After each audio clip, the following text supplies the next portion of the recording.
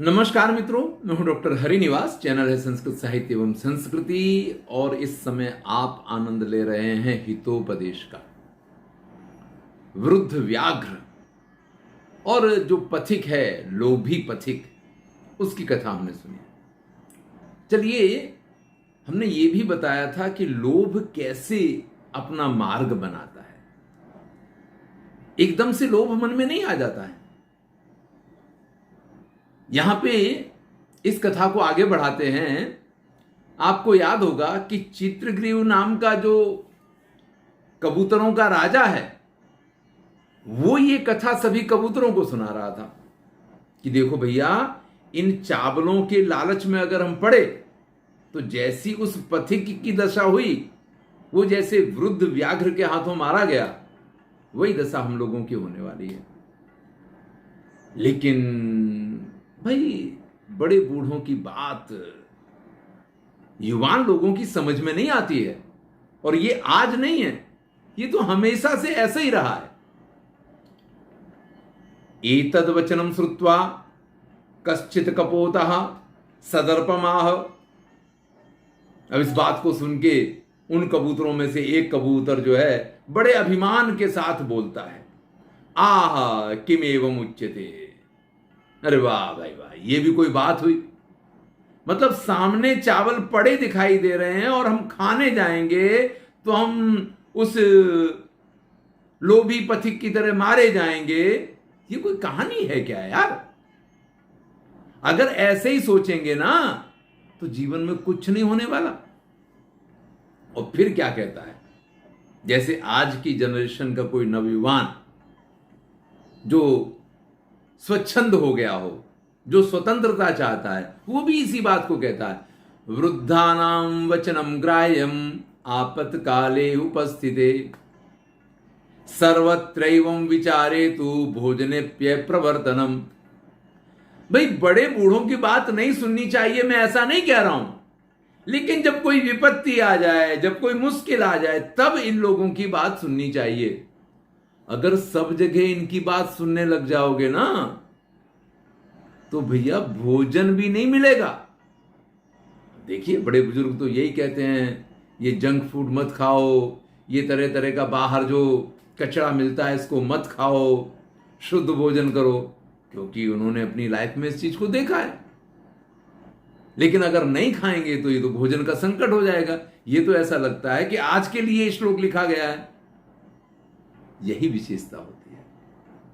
जो श्रेष्ठ रचनाएं होती हैं ना, वो कालातीत होती हैं।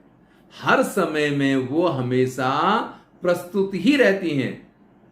जो श्लोक श्रेष्ठ हैं हितोपदेश में, जिन श्लोकों का समावेश हुआ है, इनमें से कोई भी श्लोक ऐसा नहीं है जो उस समय के लिए लिखा गया था। लिखा भले उस समय गया था, उस समय भी ये उतना ही प्रस्तुत था और आज भी उतना ही प्रस्तुत है। तो अभिमान में आकर के उनमें से एक कबूतर कहता है कि देखो भैया, बड़े बूढ़ों की बात सुननी है तो कभी कोई मुश्किल हो, कोई विपत्ति हो, तब इनकी बात सुननी चाहिए। हर वक्त अगर इनकी बात सुनोगे तो भोजन भी नहीं मिलने वाला है, ऐसी स्थिति आ जाएगी। शंका भी सर्वम आक्रांतम अन्नम पानम च भूतले प्रवृत्ति ही कुत्र कर्तव्या जीवितव्यम कथम नुआ। चलो, आप ये बताओ, कौन सा ऐसा काम है जो बिना रिस्क के नहीं होता है? संदेह शंका तो हर जगह बनी रहती है। चलिए, हम आज की बात करें। घर से बाहर आप निकलते हैं, इतने ज्यादा व्हीकल रोड पे चलने लग गए हैं कि पैदल चलें तो भी एक्सीडेंट का खतरा है। व्हीकल लेके निकले तब तो है ही है खतरा। तो ये रोड पे मत निकलो। रोड पे नहीं निकलेंगे तो स्कूल कैसे जाएंगे, कॉलेज कैसे जाएंगे? और ये तो एक बात हुई ना। घर में आप इलेक्ट्रिसिटी यूज करते हैं, अगर जरा उंगली टच हो जाएगी तो करंट लग जाएगा। अरे कुछ हो गया, पूरे घर में आग लग जाती है लोगों के यहाँ, तो भैया अगर आप लाइट जला रहे हो तो उसमें भी रिस्क है। भोजन बनाने के लिए आप जिस आग का उपयोग करते हैं वो भी तो रिस्क है। तो जीवन में जब आपको कुछ भी अन्न हो, पान हो, इस धरती पे जीना हो, रहना हो, हर चीज में शंका का स्थान तो है ही, संदेह तो हर जगह पे है।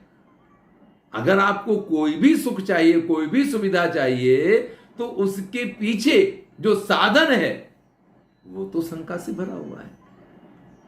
आप विचार कर लीजिए, परमाणु ऊर्जा बहुत बड़ा लाभदायी साधन है। मतलब इतना लाभदायी या इतना अच्छा ईंधन और कोई नहीं है। लेकिन वो परमाणु अगर ईंधन अच्छा बना सकता है तो भैया एक बम भी बना सकता है। तो जो चीजें श्रेष्ठ हैं उन चीजों में श्रेष्ठता के साथ रिस्क का फैक्टर, जिसको आप कहें शंका का स्थान, संदेह की स्थिति हमेशा बनी रहती है। तो फिर प्रवृत्ति ही कुत्र कर्तव्या, तो फिर जिंदगी में करेंगे क्या? जीवितव्यम कथम हुआ, इस दुनिया में जिंदा ही कैसे रहेंगे अगर हर बात में शंका, हर बात में विचार, ऐसा नहीं कर सकते, ऐसा नहीं कर सकते, ऐसा नहीं कर सकते हैं। जैसे इनने चावल देखो, इनने कह दिया वहां तो नहीं बैठ सकते। तो भैया अगर इनकी बात और इन सबकी बड़े बूढ़ों की बात इसी तरीके से मानते रहेंगे तो ये जिंदगी नहीं चलने वाली, हम जिंदा ही नहीं रह पाएंगे। फिर एक सुंदर श्लोक लिखते हैं, ईर्षी घृणी असंतुष्टः क्रोधनो नित्य शंकितः परभाग्योपजीवी चा षडेते दुख भागिनः। भैया ईर्ष्या करने वाला, दूसरों से घृणा करने वाला, असंतुष्ट रहने वाला, क्रोधी स्वभाव वाला और हर बात में शंका करने वाला, 5 तो ये हो गए। और छठा है परभाग्योपजीवी, जो दूसरे के आश्रय पे, दूसरे के भरोसे पे जिंदा रहता है। ऐसे 6 लोग जो हैं वो हमेशा दुखी हुआ करते हैं। देखिए भाई, ईर्ष्या से तो बड़ा दुख का कोई कारण ही नहीं है। मैं तो कहता हूं कई बार कि लोग इसलिए दुखी नहीं है कि उनको कोई दुख है, लोग इसलिए ज्यादा दुखी होते हैं कि उनका पड़ोसी ज्यादा सुखी कैसे है, उनके मित्र के पास उससे ज्यादा सुख समृद्धि कैसे आ गई, लोग इसके लिए दुखी होते हैं। अरे भाई, सबका अपना अपना मेहनत है, सबके अपने अपने भाग्य हैं। आप ईर्ष्या करके क्या प्राप्त कर लेंगे? लेकिन लोग ईर्ष्या करते हैं। ईर्ष्या प्रत्येक व्यक्ति के स्वभाव में होती है, और जो ईर्ष्या करते हैं वो कभी सुखी नहीं हो सकते हैं। घृणा करने वाला, देखिए आपको अगर दुखी होना है तो ये एक ही दुर्गुण पाल लीजिए। ये जो 6 कहे इनमें से कोई भी एक पाल लीजिए, आप जिंदगी भर दुखी बने रहेंगे। जो लोग दूसरों से घृणा करते हैं वो कभी भी सुखी नहीं हो सकते हैं, क्योंकि प्रेम में सुख और समृद्धि है, घृणा में दुख और शत्रुता है। आप घृणा नहीं कर सकते हैं। अरे भाई, कोई व्यक्ति अगर दुर्गुण रखता है तो उसके दुर्गुणों से घृणा की जाती है, व्यक्ति से नहीं कर सकते। यही तो कहा जाता है कि चोरी किसी ने की है, चोरी करना गलत है। आप चोरी के प्रति अपना मन घृणा से भर सकते हैं, लेकिन जिसने, जो चोर है, जिसने चोरी की है, उसके प्रति घृणा नहीं कर सकते हैं। उसके बारे में तो आपको देखना पड़ेगा, समझना पड़ेगा क्यों उसने ऐसा किया। घृणा जो है ये व्यक्ति को हमेशा दुखी करती है। असंतुष्ट, अब ये तो आप जानते हैं कि संतोषाश्रियो मूलम, संतोष जो है आपके सुख का कारण होता है। लेकिन महाभारत में लिखा है, दुर्योधन कहता है अपने पिता से, असंतोषाश्रियो मूलम। अगर आपको सिद्धि समृद्धि चाहिए, अगर आपको विकास चाहिए तो आप असंतुष्ट रहिए। लेकिन विकास की दौड़ में तो आप लगे रहेंगे हमेशा असंतुष्ट होकर के। अगर आपको उस दौड़ में ही आनंद आ रहा है तब तो बहुत अच्छा है, लेकिन आपको उसके परिणाम जो है कभी भी संतोषकारक नहीं मिलेंगे। तो संतुष्ट रहना, आपके पास कुछ नहीं होगा तो भी आप सुखी बने रहेंगे। और अगर आप असंतुष्ट हैं ना, तो मुकेश अंबानी के पास सब कुछ होते हुए भी अभी वो दौड़ में से बाहर नहीं हो सकते हैं। वो उसी घोड़े पे बैठ के और लगाम को बराबर खींच के रखेंगे और दौड़ते रहेंगे, क्योंकि उस रेस में एक बार शामिल होने के बाद हम अलग नहीं हो पाते। तो भैया, संतोषी नर सदा सुखी, और असंतोषी जो है वो हमेशा समस्याओं से घिरा रहता है। क्रोधनो, अब इसको तो आप जानते हैं, गुस्सा करता है जब व्यक्ति, क्रोध करता है जब व्यक्ति, तो दूसरे को तो हानि पहुंचाता है, लेकिन सबसे अधिक हानि वो स्वयं को पहुंचाता, अपने स्वास्थ्य को पहुंचाता है।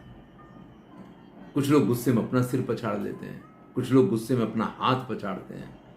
अरे भाई, सिर भी मत पछाड़ो, हाथ भी मत पछाड़ो। जब आप गुस्सा होकर के, एक्साइट होकर के जब आप चिल्लाते हैं, जब आप, अब मुझे ये सब बोलना बड़ा अच्छा लगता है। पहले मैं भी बड़ा क्रोध किया करता था, लेकिन इस बार 1 जनवरी से जब से एक ये नियम लिया कि नहीं, अब क्रोध नहीं करना है, तब से काफी अच्छा रहता है।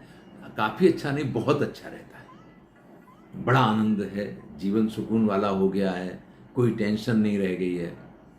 तो तात्पर्य यह है कि क्रोध अगर व्यक्ति करता है तो फिर तो हर किसी को अपना शत्रु बना लेगा, मित्रों को भी अपना शत्रु बना लेगा। ये तो क्रोध की विशेषता होती है। और सबसे बड़ी बात क्या है कि आप किसी को हानि पहुंचाएं ना पहुंचाएं, खुद को बड़ी हानि पहुंचाएंगे। क्योंकि शारीरिक विज्ञान ये कहता है कि जब व्यक्ति क्रोध करता है तो उसके जो व्हाइट सेल्स होते हैं, जो उसके स्वास्थ्य के लिए लाभदायक होते हैं, वो बड़ी जल्दी नाश पाते हैं, उनका बड़ी जल्दी विनाश हुआ करता है। तो क्रोधी व्यक्ति भी हमेशा दुखी रहता है। नित्य शंकिता, जो सबके ऊपर शंका करता है, हर जगह पे शंका करता है। जो ये हमारे बड़े बुजुर्ग कर रहे हैं, चित्रग्रीव जी कर रहे हैं ना, कि वो चावल पड़े वहां बैठोगे तो फंस जाओगे और मर जाओगे, जैसे वो शिकारी सिंह के हाथों मारा गया पथिक, इसी प्रकार से। तो भैया, जो शंका करने वाले होते हैं वो भी जिंदगी में सुखी नहीं रहते हैं। और इसके साथ परभाग्योपजीवी, जो दूसरे के भरोसे पे जीता है, जो परतंत्र है, जो स्वतंत्र, अपने ऊपर जिसको विश्वास नहीं है, जो स्वयं कुछ नहीं करता है, दूसरों के करने का आधार रखता है, वो व्यक्ति भी हमेशा दुखी रहता है। तो सडेते दुख भागिनः, ये 6 प्रकार के लोग जो हैं वो दुख के भागीदार हुआ करते हैं। एतत् श्रुत्वा, भाई वो चावल देख करके खाने की इच्छा तो सभी की थी, लेकिन बड़े बुजुर्ग चित्रग्रीव ने रोक दिया था, इसलिए सारे रुके हुए तो थे। लेकिन जैसे एक जन ने कहा, यार ये तो सब चलता रहता है, ऐसा करोगे तो भोजन ही नहीं मिलेगा, एक साथ सब वहां जाकर के बैठ जाते हैं। एतत् श्रुत्वा सर्वे कपोता तत्रोपविष्टा, एक साथ सबके सब बैठ गए। सुमहान्त्यपि शास्त्राणि धारयन्तो बहुश्रुता। देखिए, बैठने के बाद क्या हुआ, जाल में फंस गए तो आप जानते हैं, क्योंकि जाल वहां बिछा हुआ था। लेकिन यहां पे विष्णु शर्मा पंडित जी उन बालकों को उपदेश देते हुए कहते हैं, सुमहान्त्यपि शास्त्राणि धारयन्तो बहुश्रुता छेत्तारः संशयानां च क्लिश्यन्ते लोभमोहिता।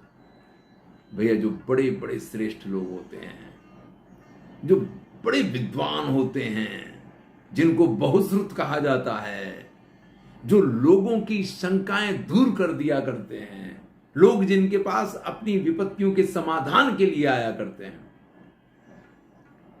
लोभ में आने के बाद ऐसे लोग भी दुखी हुआ करते हैं। यानी लोभ में ऐसे लोग भी फंस जाते हैं और वो भी दुखी होते हैं। शास्त्र पढ़ लिए इसलिए आपको लोभ नहीं होगा, आप बहुत बड़े महान विद्वान हैं इसलिए आपको लोभ नहीं होगा, आप लोगों की दुखों को दूर करने के लिए उनके लिए समाधान के मार्ग बताते हैं इसलिए आपको लोभ नहीं होगा, ये सब सोचना व्यर्थ है।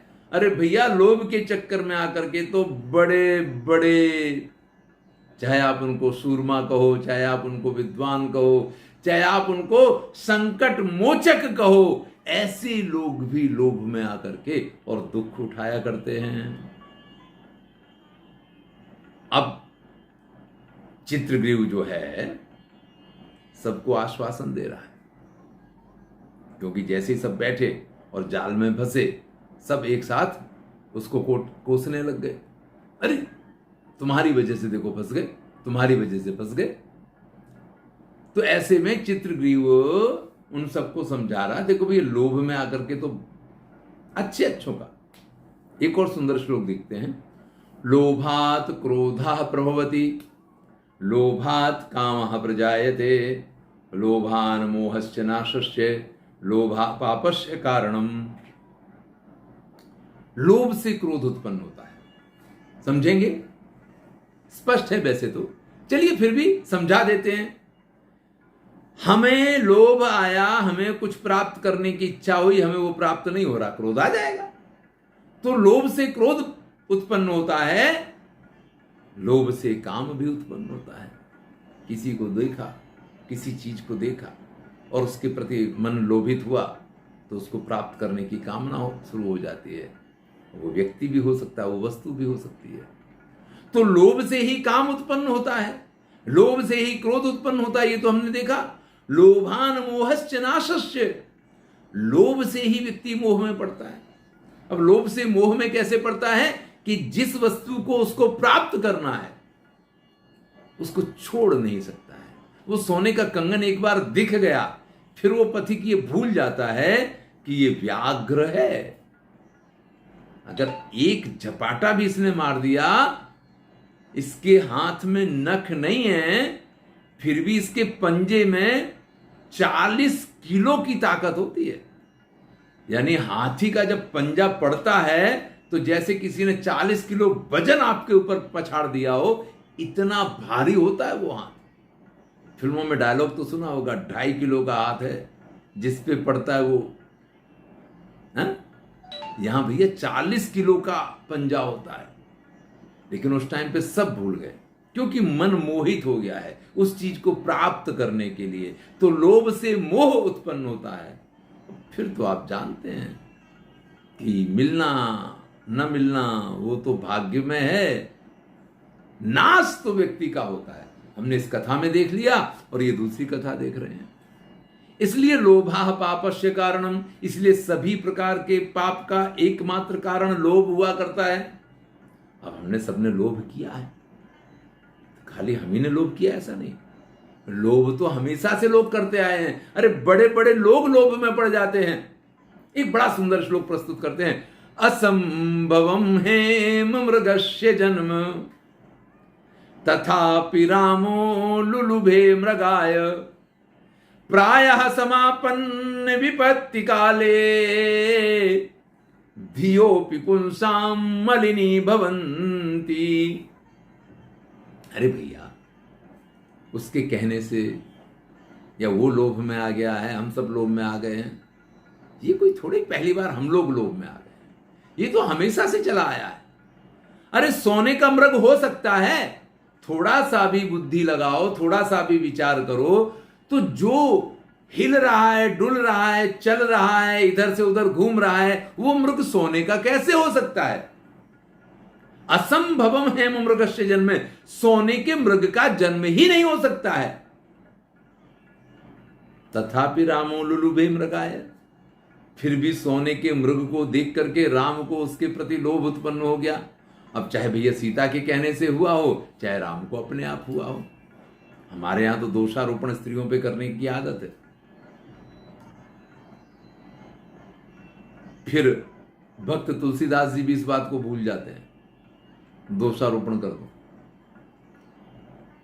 जैसे महाभारत में भी द्रौपदी ने नहीं कहा कि अंधों के यहां अंधे पैदा होते हैं, लेकिन यह बात द्रौपदी के मुख में रख दी गई।